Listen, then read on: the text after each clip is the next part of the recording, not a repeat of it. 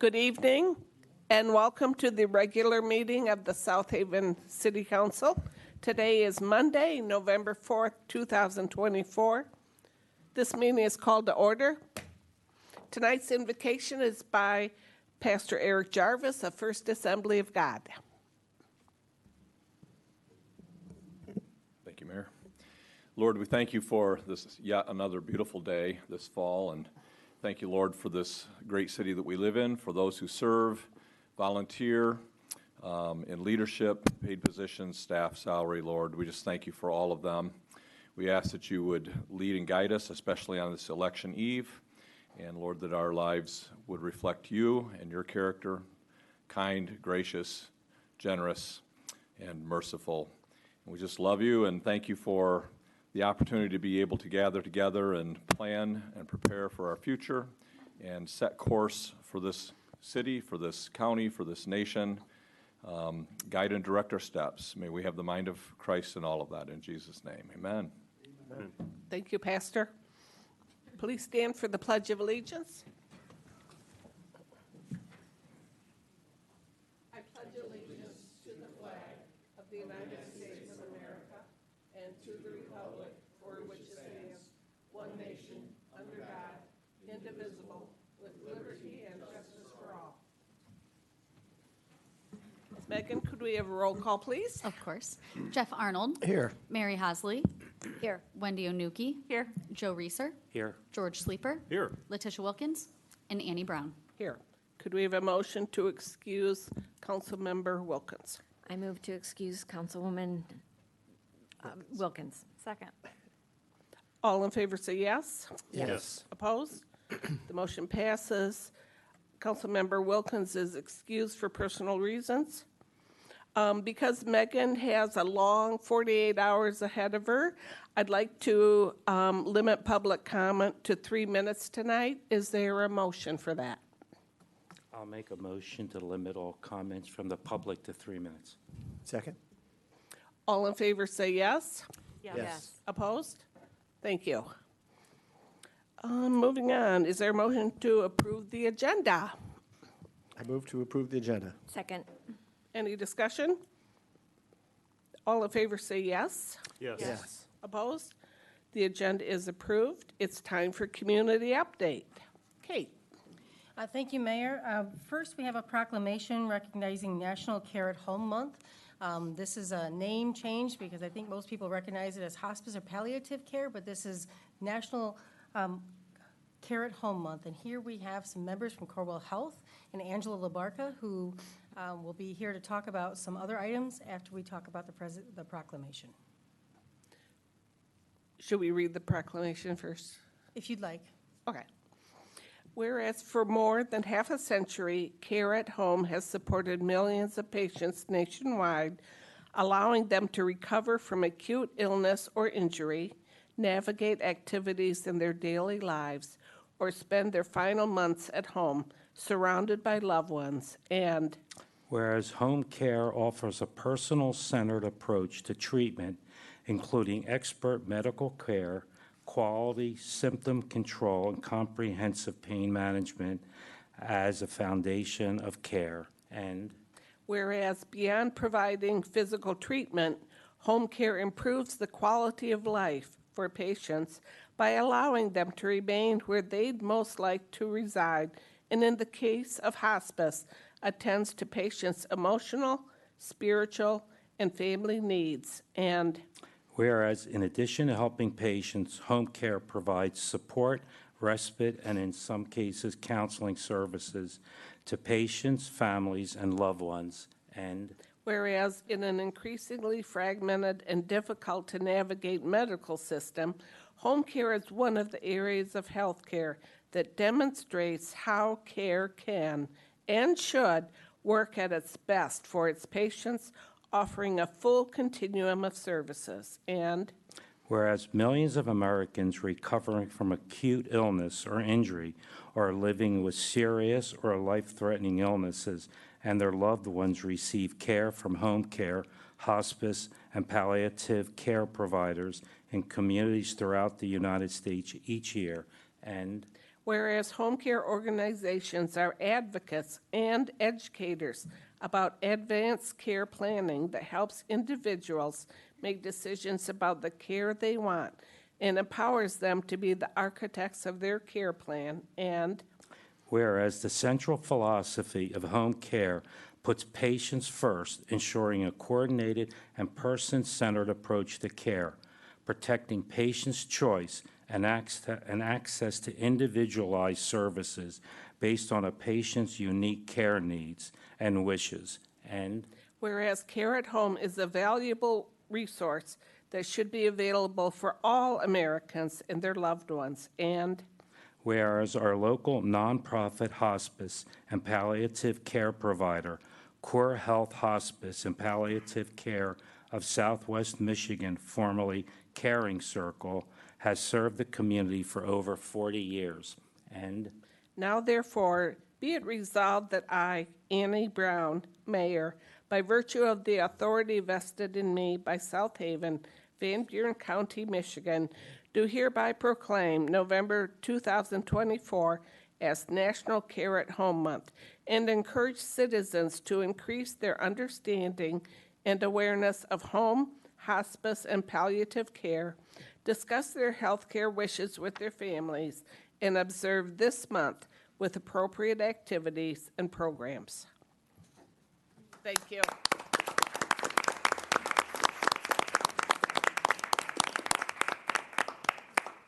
Would you like to come up for a photo? Do you want to talk for a little bit first? Thank you. I was just going to mention that, we've been serving the community for 41 years, as she mentioned, and we are now called Corewell Health Hospice and Palliative Care, but our philosophy and mission hasn't changed. We've been caring for people with serious illness or grief or any kind of support that's needed for all these years, and so I just want to clarify that. Also, just mentioning that we are going to line the streets with luminaries once again the night after Thanksgiving and invite the community to honor or remember a loved one or a group of people, and hope you'll participate. Thank you. Thank you.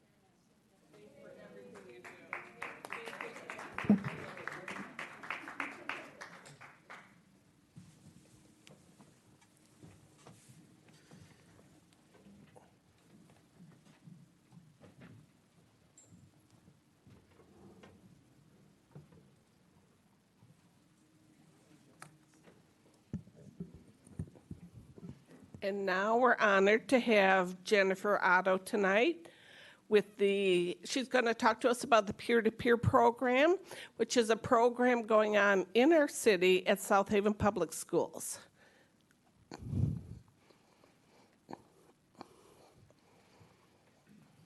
Hello, my name is Jennifer Otto. I've been a teacher at South Haven for 9 years, and I've been running the peer-to-peer program throughout several schools within Van Buren County.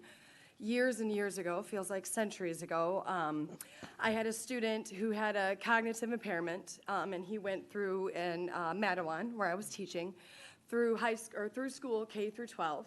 And at the end of his senior year, we, the teachers, a couple of teacher friends and I, were talking to him about doing his graduation party. We were like, what do you want to do for your open house? We knew he didn't have a lot of support at home, so we were going to kind of throw him a party.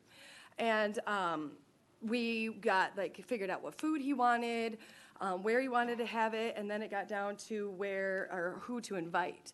And he gave us one name, and that was the name of the custodian in the building.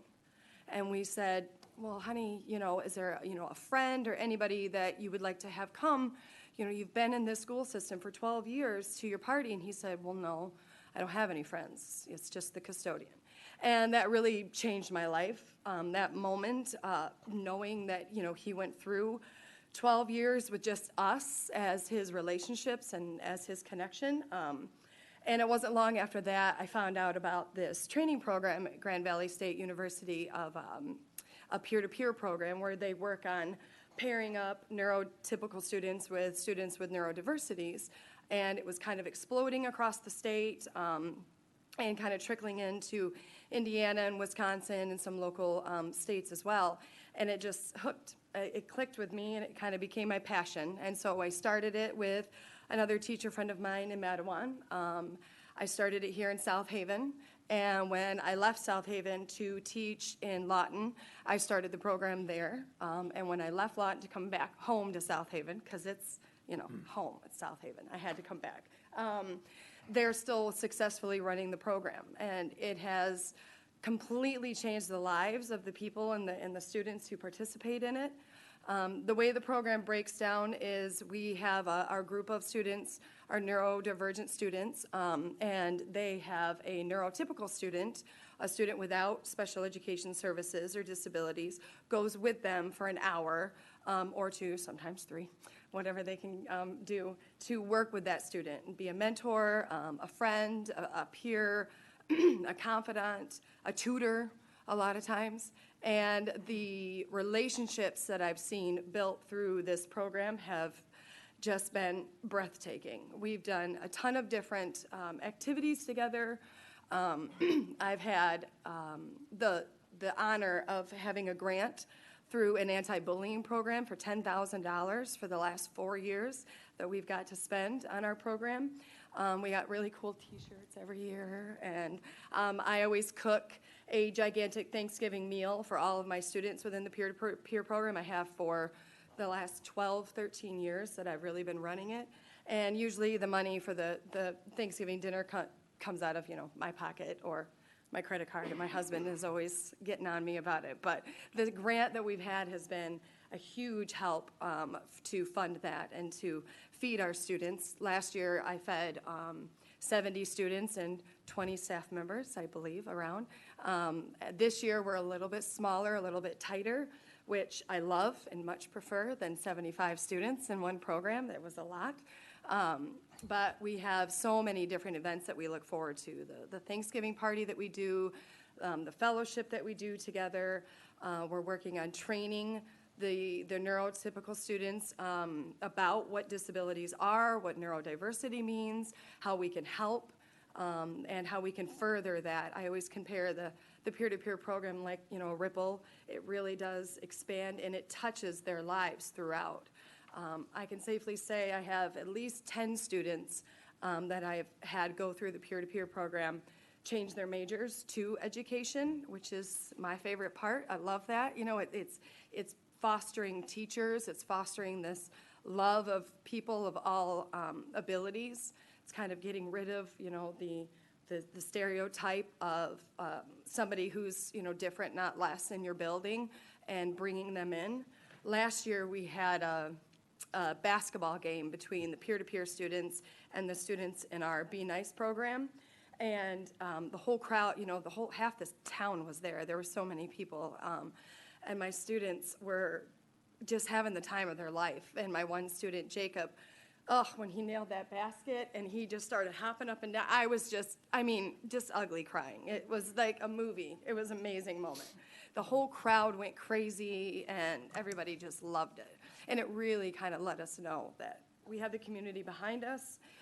Everybody, understands the value of the program, and the kids take it really, really seriously. They take it as a class. The neurotypical students take the class for an elective credit towards graduation.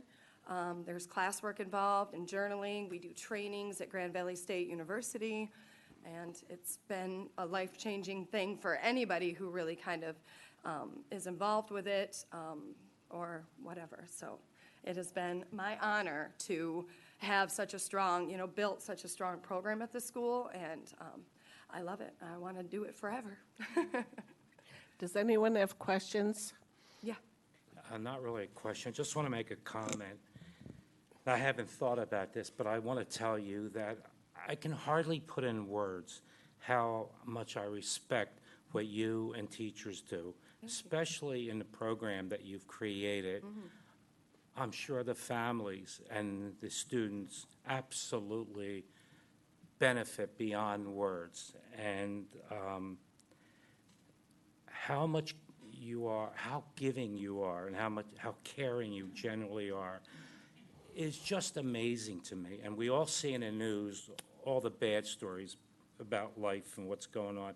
And then you come along, and so many teachers are so giving to students, and they even spend money out of your pocket. I've heard about that. Yeah, but it still shows what you're willing to do. And the results, I'm sure, are absolutely amazing, as you talked about. So I, for one, I just want to thank you, because I am amazed by all this. Thank you. Thank you. Thank you. Love it.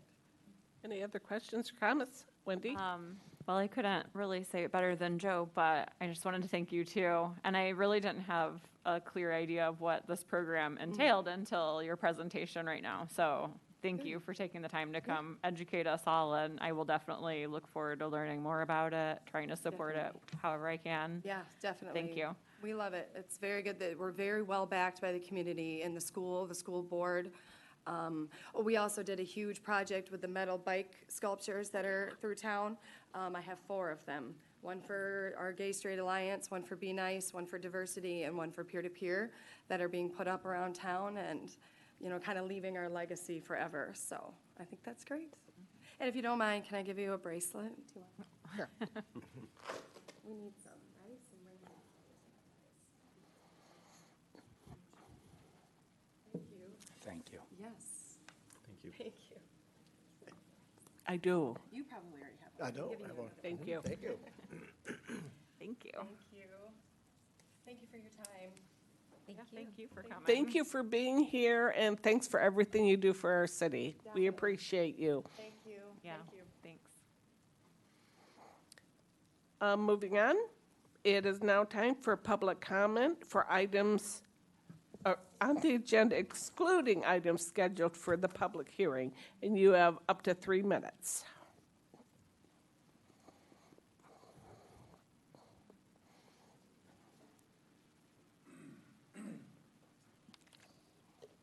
Hi, I'm Kevin Whiteford. I'm a business owner here, you know that.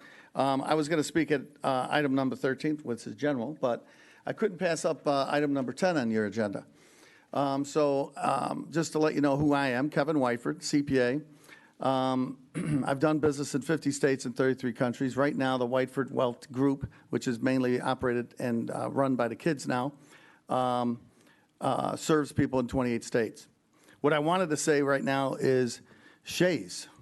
What a great item on your agenda. I can tell you a personal experience. We had an incident at one of our properties where somebody suffered a heart attack and a stroke, and it was late at night. We called them. Immediately, they responded, which was amazing, which is just awesome. I didn't expect anything other because I know how good they are.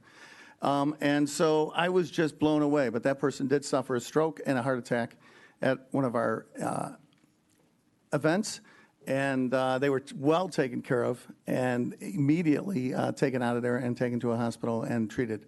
And so your item number 10, to renew the contract for Shays, is an easy one, I would think, because that's an amazing organization that I have not only supported before I ran for office, but I will support forever while in office and out of office. And so I'm excited about that being on your agenda, and I hope you guys make that decision, and I'm sure it's easy. Thank you.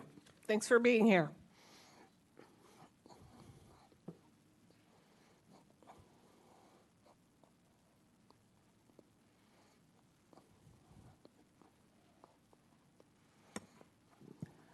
Lisa Croupiers, 561 Indiana Avenue. I'm talking about the city manager evaluation item under new business item 9. What I would like to recommend to be done is that this evaluation be scheduled after the police chief vacancy has been filled, number one. I would also like to recommend a standalone meeting so that all involved are fresh and not time constrained, not before or after a regularly scheduled meeting. A meeting time should be chosen where all city council representatives are present and all other parties are able to attend who are typically included in this process. A word to citizens. This is your time to make sure you contact your city council rep and let them know the problems or negative experiences you've had with the city manager, as well as positive experiences. The city council is the governing body who hires, evaluates, and terminates the city manager if necessary. And the city council represents us, the citizens. They need our feedback.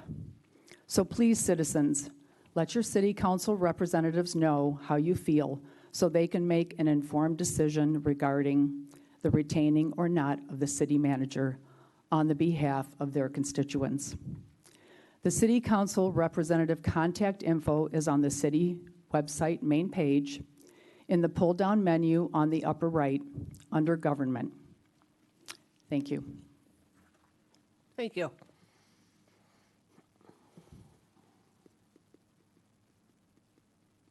Anyone else? If not, we will move on. Consent agenda. Is there a motion to approve items A through C? I move to approve consent agenda items 8A, B, and C. Second. Any discussion? Could we have a roll call, please? Of course. Arnold? Yes. Hasley? Yes. Onuki? Yes. Reeser? Yes. Sleeper? Yes. And Brown. Yes. The consent agenda is approved. Moving on to new business. Number 9, the city council will be asked to set a meeting date and time for the annual review of the city manager. Kim.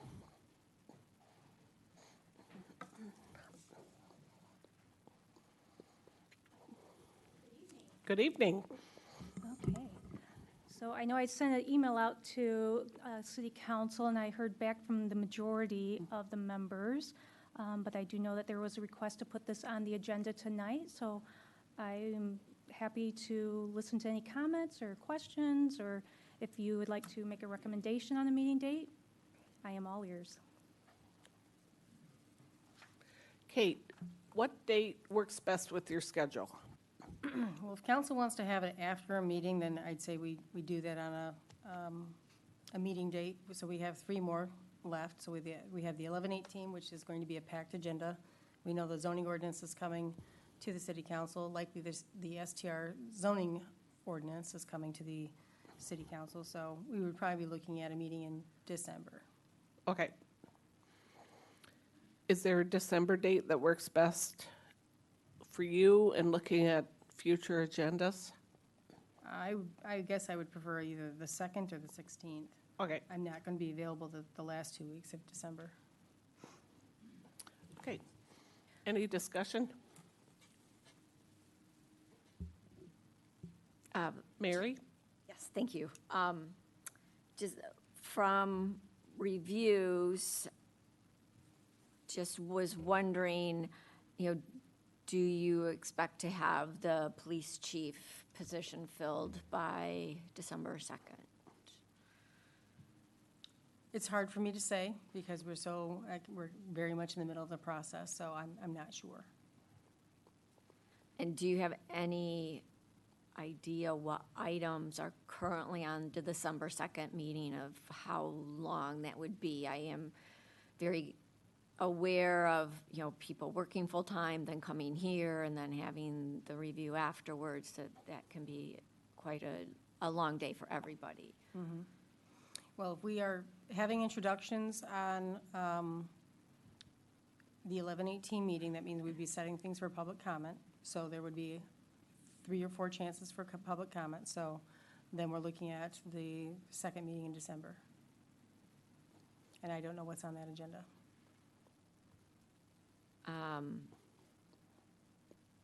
my concern is that a regular meeting may be too long and that a special meeting might be easier for people to be more fresh for this. That could be. I do know that those are the meeting dates that we've already plugged into our calendars, and I guess that's the days that I kind of anticipate that's our working days.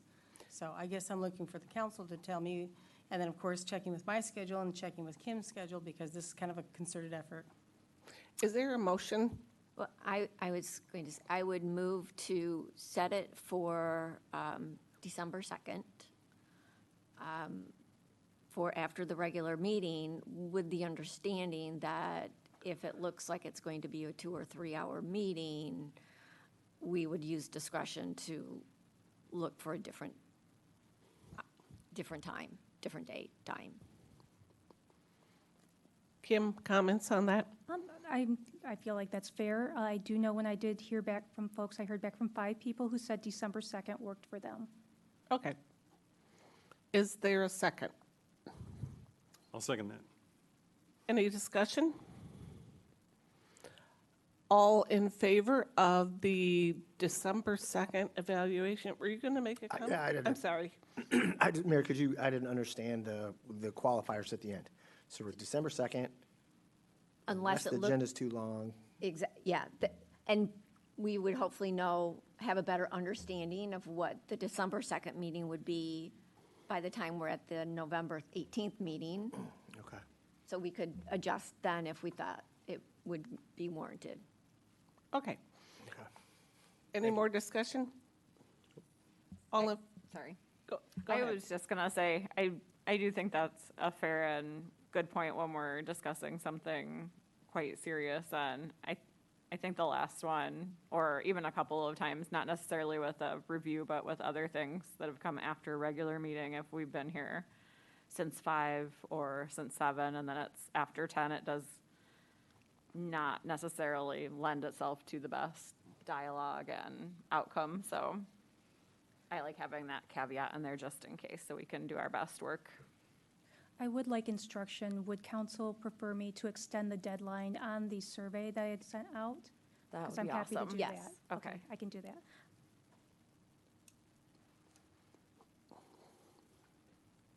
Anything else? Joe.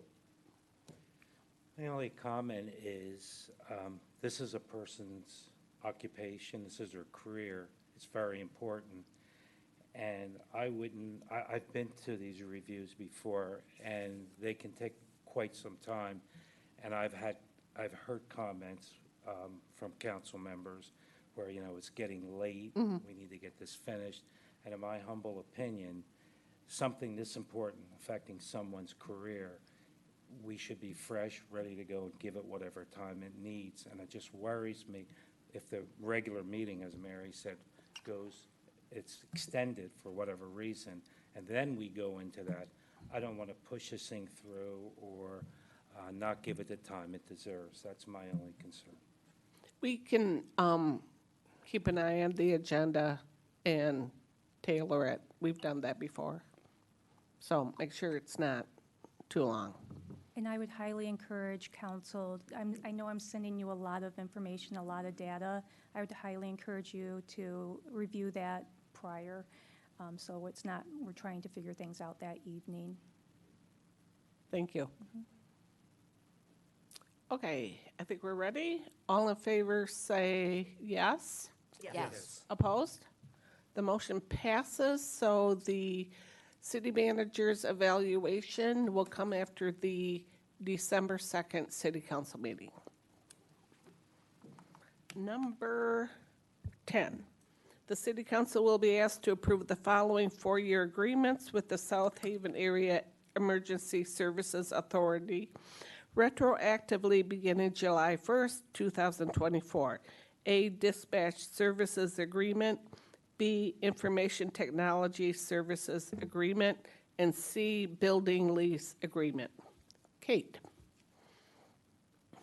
Thank you, Mayor. So we have a number of agreements that we have ongoing with Shays. Typically, we renew them on July 1st, but that day kind of came and passed. In talking with Brandon Hins, the executive director of Shays, we've worked to extend these 4-year agreements for dispatch services, information technology, and of course, the building lease. We work very closely with Shays, and I did have a few suggestions, Scrivener errors brought to my attention. One of them being that we have something written in there that doesn't make sense about some language, and then just clarifying that these are for the 4-year agreements. So that was emailed out earlier today, but these 4-year agreements, I reviewed these with Brandon along with the suggested changes, which were pretty nominal. Thanks for that, Mary. Sure. Any questions before we move on? I was just going to move to approve the 4-year agreements with South Haven Area Emergency Services Authority retroactively beginning July 1st, 2024 for A, dispatch services agreement, B, information technology services agreement, and C, building lease agreement with the nominal typographical errors corrected. Second. Any more discussion? All in favor say yes. Yes. Opposed? The motion passes. Moving on, number 11, the City Council will be asked to consider approval of a letter of support for Senate Bill 293, giving Michigan State Housing and Development Authority, MISHDA, greater flexibility to meet state housing needs. Kate. Thank you, Mayor. This was brought to my attention by Member Hosley. MISHDA is looking at being modified by Senate Bill 293 that would allow more flexibility to better serve diverse housing needs across the state. Right, quite simply, it would be eliminating some outdated and arbitrary restrictions on the state's Housing and Community Development Fund. Currently, there are certain restrictions as those funds can be used, and such as not less than 30% of the dollars used for grants or loans made in any program shall be earmarked for projects that are target extremely low-income housing. A portion of the fund shall be expended for housing with persons with physical or mental disabilities or persons living in eligible distressed areas. And that 3, not less than 25% of the dollars used for loans or grants made in any program year shall be earmarked for rental housing projects that do not qualify under preferences for special population groups. This kind of limits MISHDA's flexibility. As we know, there's a number of different housing needs, and our city is one of them, looking for workforce and missing middle housing. By lending a letter of support for Senate Bill 293, this would hopefully, if this is adopted, allow for better flexibility with MISHDA to utilize that programming for other other housing needs, such as what the city is facing.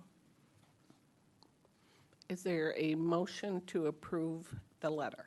I would move to approve the letter of support for Senate Bill 293. Second. Any discussion? I've got a quick question. So I could have looked this up, sorry, but do you know, has the Senate Bill 293 been through committee yet, or is it? I believe it has. I believe it's been at the House and it's been up at the Senate, correct? Okay. So it has passed the Senate. It was introduced into the House, but failed. It was withdrawn, and it's being reintroduced. It has been reintroduced to the House, and they're hopeful that it would get passed this session. All right, thank you. Yep, according to Senator Sean McCann, he said it looks like it is going to move on. He's not 100% sure, but it looks like the House reconsidered after it failed it and then postponed it, and which he thinks means it could be brought for a vote again. Any more discussion? I would like to thank Kate for getting this on the agenda. It came to my attention through Southwest Regional Housing Partnership Advocacy Group. I attended a meeting in September, and I'm now on a couple different committees, and I am hopeful that this will pass, that there will be more support. I know MISHDA has been providing a lot more information to help it support passage. So, thank you, Kate. Any more comments? All in favor say yes. Yes. Opposed? The motion passes. Thanks, Barry. Next, the City Council will receive an update from Interim Police Chief Pat Carlotto. Mayor Brown, council members, thank you for the opportunity to tell you a little bit about what's going on at the police department right now. First, staffing and recruitment update. Our sponsored police recruit position funded by the Public Safety Academy Assistance Program has been posted, and we are starting to get some interest on that. I think this program is going to help us out with our recruiting and staffing. Right now, that's one of the biggest challenges in law enforcement is recruiting and retention, and I think this is going to solve some of our problems. Temporary shift supervisors are now in place, and they're doing an excellent job. There's been some incidents recently where it's very nice that there are leaders who can take charge and handle some of the situations that have come up. Training and professional development. The department completed 168 hours of training through Police One Academy in October, enhancing officer skills and readiness across key areas like officer wellness, ethics, de-escalation, report writing, and there's a couple other categories that were addressed. Firearms qualifications for the fall were all completed. Sergeant DeBoer and I attended the Force Science Certification course, which focuses on the science of human behavior in high-stress situations. It helps us decide a lot of things with policy making and evaluating use of force situations. We have some upcoming training with the court system here in November. The court is going to a new paperless system, so we'll be training everybody on how to submit complaints for warrants. Community engagement activities. There was a community safety forum at the high school that I attended. That's something I'd like to see us continue to be a part of with the school. It's important that we're active in school safety matters. We also attended several community events, including Boo on the Bike and several trunk or treats and the parade downtown. You know, that helps engage with local families, enhance community policing relationships. We have a couple educational outreach programs that we're starting. One of them is a cell phone safety curriculum for middle school students. That's now in development. I've talked with Carrie Frost about that. We've seen an increase in incidents with some inappropriate use of cell phones. We're also preparing a fraud prevention program for seniors to discuss different fraud schemes and how to avoid those. Hopefully we'll be able to get with the senior center and present some of those. I'll be meeting with a representative from the Child Safety of America Incorporated to explore some potential initiatives aimed at enhancing child safety in our community.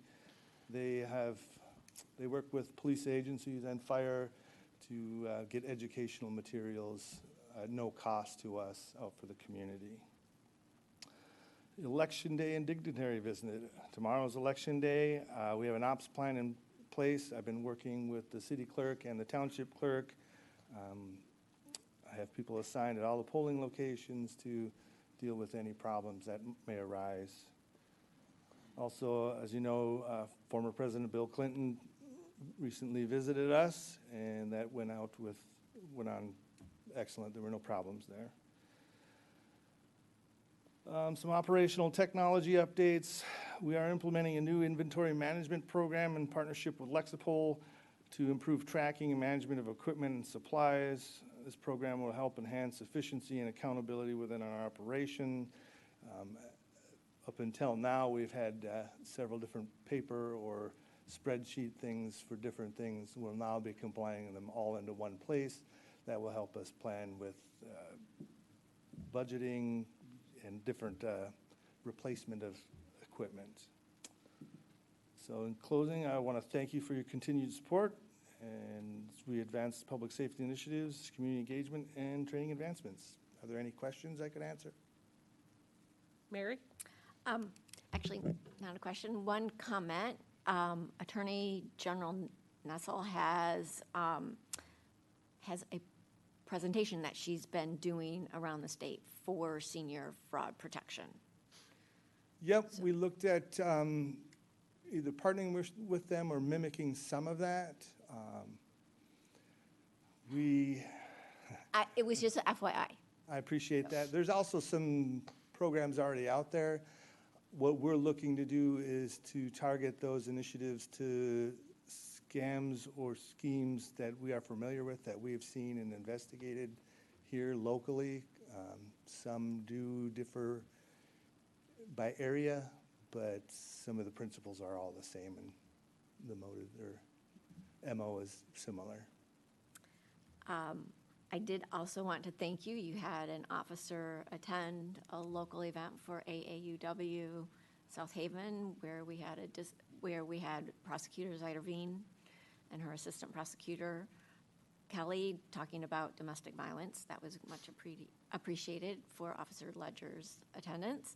And I did see your officers out and about on Halloween at a very busy corner, so it was nice to see the police going at Phoenix and Pearl. We had a lot of people coming through.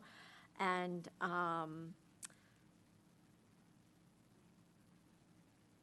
that was it. Thank you for everything Any you other guys do. questions? I just had one. Chief, I saw Sergeant DeBoer in the building last week, in the high school last week.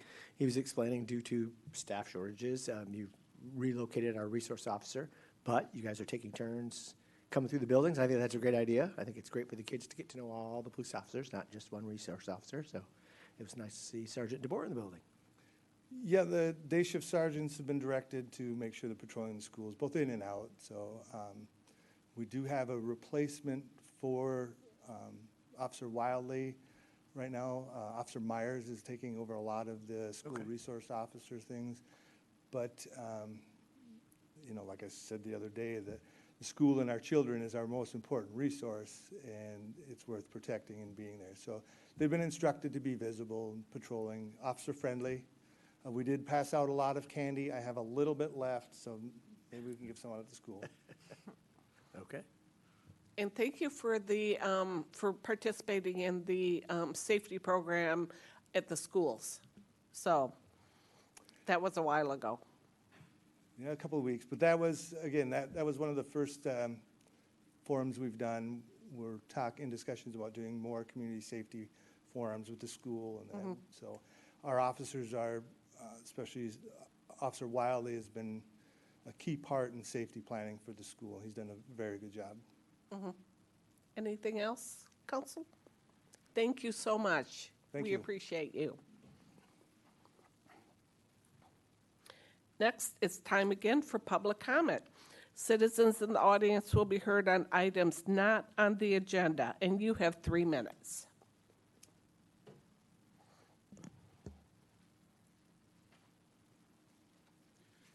Dan Agnello, 964 Everett Parkway. I'd like to first of all thank Shays this afternoon. Contractor hit a gas line across the street from me, and by the time Michigan Gas got there, the Shays truck was there just to make sure everything was okay. And they stayed there until the line was fixed. So I want to thank Brandon and his people for that. And also, I want to thank Mike Landis. I want to welcome him, and also he's been very helpful on getting answers for us on what's going on Everett Park Phase 2. A lot of concerns with the contamination of what's going on. Mary's helped me a lot with some of the state information on Section 201 of the state law. But there seems to be a disconnect right now between Eagle and the projects, because if it's a brownfield but it doesn't go through MISTA, then Eagle doesn't review it. And so this brownfield project on Phase 2 never got reviewed by Eagle. And so Rachel at Eagle is catching up at the last minute, and there's been work going on for a month. And we've had a lot of questions, and there's still 3 or 4 questions that she's going to answer and answer me and Mike and the other people about contact and other kinds of contamination that may happen on the project. So it just seems to me like if we have to do another brownfield project, that maybe Eagle should be involved from the beginning, because we're trying to catch up, and they've already done, like I said, they've already done work for a month, and we should have them review. And at the time, Rachel said, she told me she doesn't have enforcement, and I said, oh, wait a minute. First of all,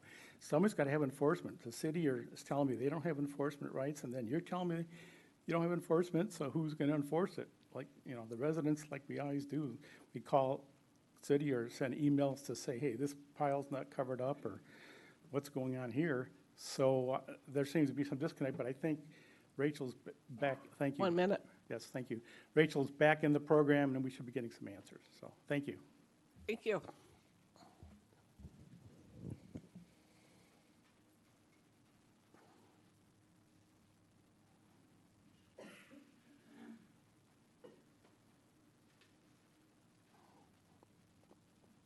Lisa Croupiers, 561 Indiana Avenue. I want to dovetail on what Dan said. As I said in an email to the city council over the last week, I'm hoping that we're looking at Trailside 2 as a dress rehearsal for what will happen at Overton. So if there's issues and kinks in the system, I'm hoping they can be worked out with this project so that when we get into the Overton developing, it will run much more smoothly. I've been wanting to talk about these next two items all summer, but just haven't been able to get to it. I first of all want to thank the Department of Public Works for doing the work they did in the beginning of the season on the Blue Stairs. And thank you to the city manager for authorizing it. I understand they had to get special permits and everything to work on the dune there, but it made a huge difference in the ongoing maintenance of the stairs over the summer. So I'm hoping that is something, I'm sure those stairs are going to get all buried again over the winter. And I'm hoping that what was done this spring will be something that is an ongoing initiative at the beginning of the tourist season. It made a huge difference in the accessibility to the South Beach area. The other thing I want to mention, I was driving downtown. I try not to drive downtown because of the parking, but I was driving downtown today or yesterday, and I had to physically stop in my lane in order to because the light was red at Center and Phoenix. 1 minute. Thank you. The light was red, so traffic was stopped, and I had to physically stop my vehicle going south on Center till the light changed, because the other lane of traffic could not move, and there was a truck extending into my lane. And after much frustration and, my avoidance of downtown, I feel like I really believe this whole situation was created when they redid the downtown area and widened the sidewalks.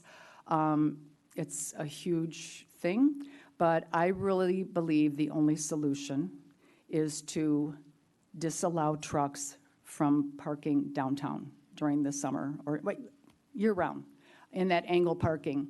It is prohibitive, and at one point, a year or so ago, it was mentioned that there had been no incidences, and we did have an incident when we were backing out. Your time is up. Thank you. And we bumped the Your vehicle. time is up. So, thank you. Any other comments? I'm going to jump up one more time. Hi, I just want to say I'm here, Kevin Whiteford. I am here and speaking right now to tell you that I am running for the State House seat. The election is tomorrow. We've had a lot of votes come in, of course, before today, and so I'm excited about what's happening. Who am I? Well, most people do know this. I'm a CPA. I've got a master's in tax law. I have done business in 50 states and 33 countries. Currently, I have 13 family members in this area. 13, 5 grandkids. And I'm just so excited about it. And I want to do this job because I want my kids and grandkids to stay here.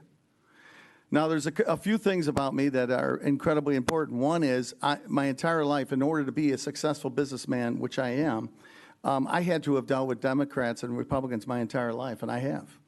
I've been successful at it. Now, this election is also going to prove the fact that I've done that too. Because we're going to win tomorrow. We're going to win, hopefully we'll know by tomorrow, but it's most likely going to be Wednesday, maybe Thursday. But I will come out on top. And when I do come out on top, you should know what I'm going to do. I'm going to get rid of the income tax. I'm going to try very hard to. And the reason is the state budget went from $60 billion to $83 billion in 3 years. The population of the state of Michigan went down. The average household income in the state of Michigan has also gone down. We need to put this money back in the pockets of the residents. I've knocked on and talked to over 17,000 residents during this time period of running for office, Democrats and Republicans alike, probably 50-50. And I have found out that that is bipartisan. It's well-liked by almost 98% of the people I've talked to. I'm excited about it. So that's number one. Number two is the mental health thing has to come back into the school system, period. You know, when the $300 million got eliminated from that school, from the budget on the state of Michigan, that $300 million has to come back into the schools for mental health and safety. You have I 1 see it. minute. And so if people know my upbringing, they know for a fact that I was a child who was raised by a village, by many, many different people. So mental health in children in general is huge to me, and I've been a very big fan of that, which is why I'm very supportive in the Benton Harbor and also the Boys and Girls Club here, right? And so I will do what I can as your state rep to not only get along, but also work with both sides of the fence to get things done. And that is probably the only way we can actually get things done right for the people of not only South Haven, but the state of Michigan. Thank you. Thank you. Any other comments? Moving on to city manager's comments. Thank you, Mayor. Tomorrow is the big day. I know Megan's looking forward to the next couple hours, well, the next day and a half. But it is a big day. We do have already kind of started our protocols here with City Police Department looking over, making sure we have a safe and productive day tomorrow. Also advising staff tomorrow that we'll be parking in other parking lots to make sure that the parking lot is open for all voters who wish to come in. Hopefully everyone comes out and vote if you haven't voted already. I know that Megan has sent out over 1,100 ballots? 1,200 ballots. Over 1,200 ballots, so that's fantastic. And we've received 1,100 of them back, so thank you for everyone dropping off your ballots. I also wanted to kind of give an update on the police chief search. I know I've sent out an email last week. There seems to be some maybe confusion as to what's going on with the program. We have 5 candidates that we are interviewing this week. There is a panel that will be doing this portion of the interview process. And this is something we've planned on using the MML. So when we had the proposal that was looked at on May 15th and then agreed to, we kind of knew that the MML was going to be handling a lot of the legwork and help setting up a community profile and reviewing the needs of the community. Here we're going forward with this interview panel. Hopefully I'll have some updates for the council later this week, and then we can move into scheduling community focus groups. It is my intention, it has been my intention, that we have lots of representatives who represent various sectors to ensure that we have diverse perspectives as part of our community focus groups. These participants, these focus group folks will interact with each finalist, ask questions, and provide feedback. We're looking to have members from civic organizations, local businesses, community leaders, religious leaders, the school system, various city staff, township officials, and of course our county government as well. So we have a number of people that are looking to be involved, but I do want to ensure, or at least kind of level set some expectations, is that there's a lot of people who want to be involved, and I think that's a fantastic thing, but I also know to manage the focus groups to ensure that the people who are there have a meaningful interaction with the candidates, the size does have to be somewhat limited. So I did kind of give that update to council and hope that I do anticipate giving an update to council later this week on how things go this week with interviews. Those are my comments. Thank you. Any questions? Mary? Joe? Yeah, I just want to make a comment. I appreciate everything you said, and we talked earlier today, and I'm grateful that you're going to have a diverse group. I just want to make sure that we do have some African Americans from the southern part of Ward 1. Natalie Thompson did a fabulous job, not only managing the area, but becoming part of the community and talking to the community leaders, and they felt really close to the police department, and and always felt that the police department was part of the community. And that's not easy in this country, in many cities. And I've never heard anyone in city council complain other than compliment our police department. So I'd really like to have them there. And I do think it's important to have the LGBTQ community. They should be represented. Other than that, I think you mentioned everyone just about should be there. Oh, including, I'm hoping you're saying the, someone from the school system. Yes. That's it. Thank you. Mary? Yes. First, I want to thank you and your staff for getting the RFPs out for the lifeguard and the construction developers. Will we get to see, is there a way to find out who has received them? Have they been sent out directly, or has it just been by publication? Well, we've sent them out to the people who've contacted us over the last year who've demonstrated interest in that. We've also sent it out to the Michigan Builders Exchange, which is like a repository for all construction projects around the state. So after it's been sent there, I'm not sure who all have seen it. And for the lifeguards? We've sent that out to all the people who've reached out to us. Okay, thanks. For the police chief interviews, with the community one, will that also be open to the public? What do you mean? The community focus groups? The community focus interviews of the 2 remaining candidates, will that? The community focus groups will be by invitation, otherwise it would No. just be unmanageable. No, I understand that, but will those interviews by that community panel be open to the public to view? It's not going to be, it's not a panel, it's not like an interview, it's like a meet and greet in different rooms. So I guess it's not going to be open to the public, it's going to be by invitation, so that we can manage that there's enough interaction with the groups that they're in with. Does that make sense? Yeah, yes, thank you. So for you had mentioned earlier, the code of ordinance and the zoning ordinance for short-term rental, sorry, I should clarify. And so I have provided some written comments, and have those been sent to legal for the code and the zoning? I'd have to go back and check. Okay.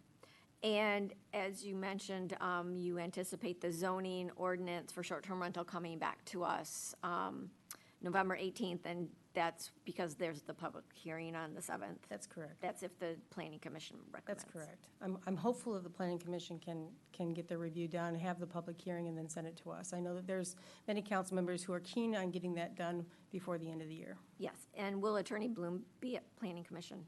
I believe so, but I'd have to check with Kelly. Okay. Thank you for you and Michael also for answering many of the questions for Trailside. That was much appreciated, especially the additional information today. One outstanding question with regard to the Duke Care Plan. I know Eagle had commented that the municipality does it when it's not through MSHDA funding. And so is the city taking an active role with the Duke Care Plan, or are you working with Eagle to enforce the Duke? We're talking with Eagle. We've had many conversations with them, so I guess it's ongoing at this point. I don't really, I can't commit one way or another, but we are talking with Eagle right now. Okay. And I think winter parking starts November 15th. November 15th, so that would be before our next meeting, correct? That's correct. So just confirming. That's it, thank you. Thank you. Any other questions for Kate? Wendy? Wendy? Thank you. I just wanted to basically echo what Joe said about the police chief process for hiring the new chief. I appreciate the email that you sent us kind of clarifying some things and talking about bringing the stakeholders in and when they will be. 'Cause I do know there was some concern with that, and that seems to be addressed. But yeah, just to repeat what Joe said, hearing from our Black residents and other kind of marginalized people, the LGBT community, giving them some, say over this process and involvement, I think is super important. So Well, I know that you're doing comment. that. I appreciate that comment. There will be representation on here, but to be fair, there's a lot of stakeholders in our diverse community. And I do want to make sure that not one group or not one ward or not one group at all or a series of groups dominate this so that these panelists, these finalists get to see the totality, or as best we can, the diversity of our community. There's a lot of great perspectives in our community. We want to share them and highlight them. So I just want to comment to that comment. We had training, public training Joe. here on City Council for DEI. Oh, your microphone? Oh, I'm sorry. There you go. We had specific training on DEI, the City Council, and the public was there. And I remember the trainers saying, one of the ways you create more DEI is to get the people that, whether it be blacks, whether it be LGBTQ, any diverse group, should be involved in community affairs. That's how you bring them in. That's how you make them feel welcome. So I think with this police chief, we should actually we should overextend a welcome to those groups to participate. And I think it's even more important than usual, especially in light of our DEI training and our commitment as a city to diversity. Thanks. Anything else? Okay. Moving on to the mayor and council person's comments. George. I want to thank everyone that came today and everyone that's watching. I also want to thank Megan for all the work she has done getting ready for the election tomorrow and for all the workers that are going to be helping Megan tomorrow. Megan, her group, and people like that all over this country form the backbone of this great experiment, which is the United States. So thank you. Joe. No comment, thanks. Mary. I just want to echo the comments for Megan and her team and everything they're doing to ensure the integrity of the election tomorrow. Thank you so much. Thank you to Dana Bird and his group that had the open house earlier today on the Huron Street Road project. Looking forward to that and a few additional parking spaces that will come from that. As I stated, the zoning ordinance for short-term rental is before the Planning Commission on Thursday at our regular meeting at 7 p.m. It's a busy week with election and other items through our community, and check things out on Facebook and other places. I did want to make aware, especially in light of DEI, I received an email from MISHDA, and they are forming a Racial Equity Action and Accountability Committee and drive change statewide. And so if you're interested in more information about that, please contact me. I have the email. And I just want to thank the residents who came and spoke on Trailside. And again, thank you, the staff that have been addressing the issues. I am aware of the concerns.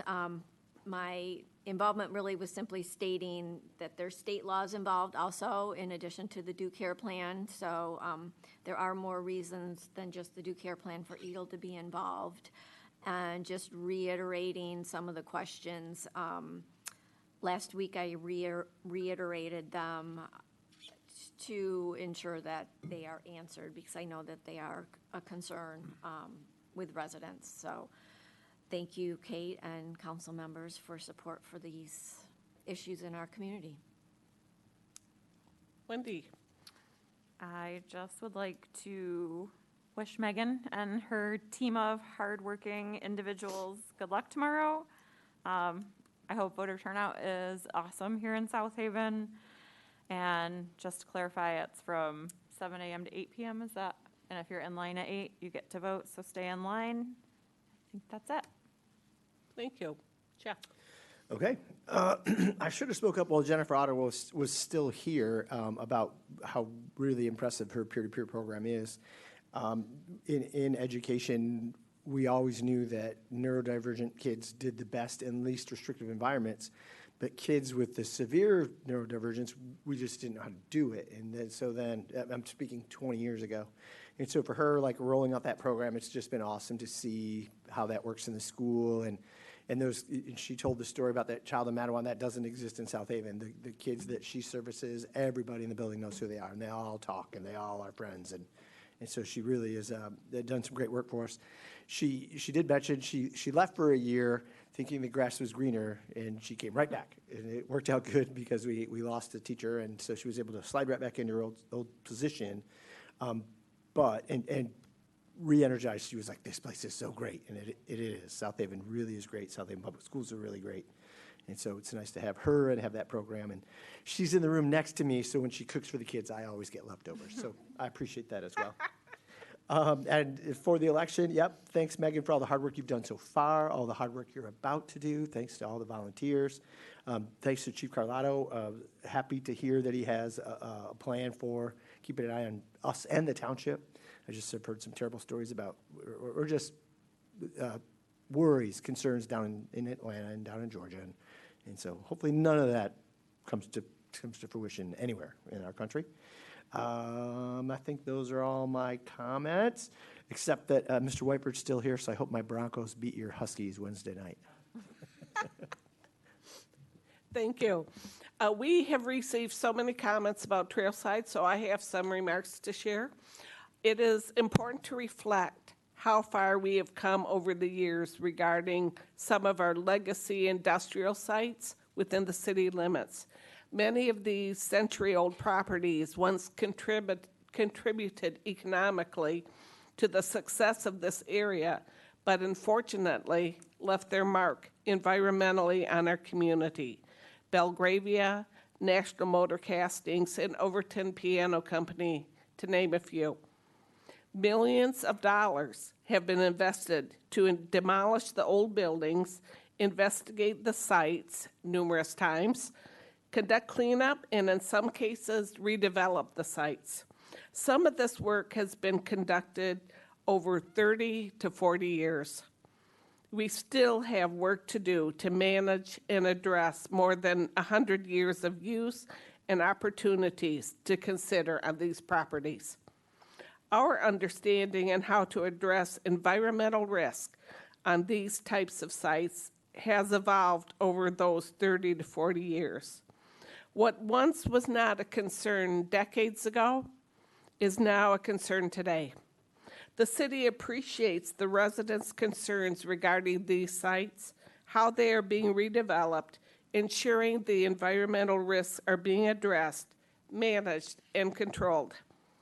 Specifically related to Phase 2 of the Trailside redevelopment, we have been and continue to communicate with the appropriate regulatory agencies regarding the issues just mentioned, which include the Drain Office for Soil Erosion and Sediment, Control Permit Compliance, and EGLE related to the developer's due care obligations. However, we continue to reach out to the developer and their contractor, informing them of residents' concerns and requesting that they provide more transparency regarding their activities at the site and how they are complying with due care obligations such as erosion, runoff, covering piles, ensuring the area residents are not exposed to contaminants along the trail, and etc. We know that the site is contaminated and will remain contaminated even after development. A due care plan is in place, which we have been told is still relevant even with the changes to Phase 2, and precautions, engineering measures will be employed as the site is developed to prevent risk to future residents living on this property. We will continue to respond to your concerns and provide information and updates as things move forward. Thank you. If there's no further business, we're adjourned. Thanks, everyone.